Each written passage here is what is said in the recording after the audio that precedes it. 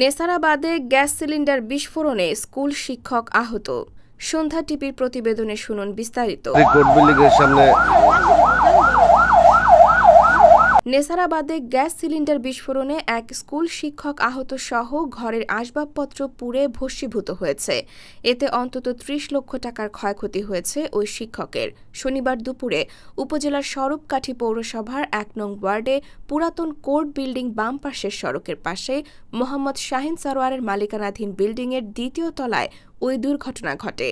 আহত স্কুল শিক্ষক বর্তমানে নেসারাবাদ হাসপাতালে চিকিৎসাধীন আছেন।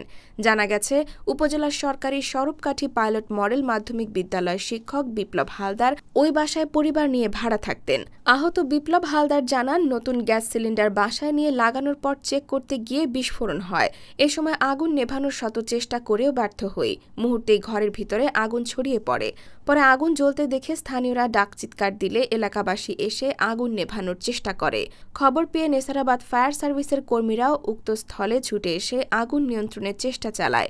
ইতোমধ্যে আগুনের লেলিহান শিখায় বিপ্লব হালদারের বাসার মালামাল পুড়ে যায়। নেসারাবাদ ফায়ার সার্ভিসের ভারপ্রাপ্ত কর্মকর্তা যুগল বিশ্বাস জানান, আমরা খবর পেয়ে দ্রুত ঘটনাস্থলে পৌঁছে প্রায় ২ ঘণ্টার চেষ্টায় কর্মীরা আগুন নিয়ন্ত্রণে আনেন।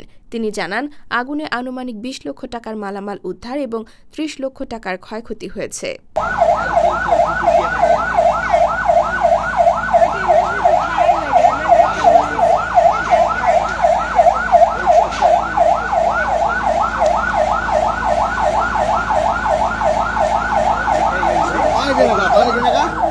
স্বরূপকাঠি কোর্ট বিল্ডিং এর সামনে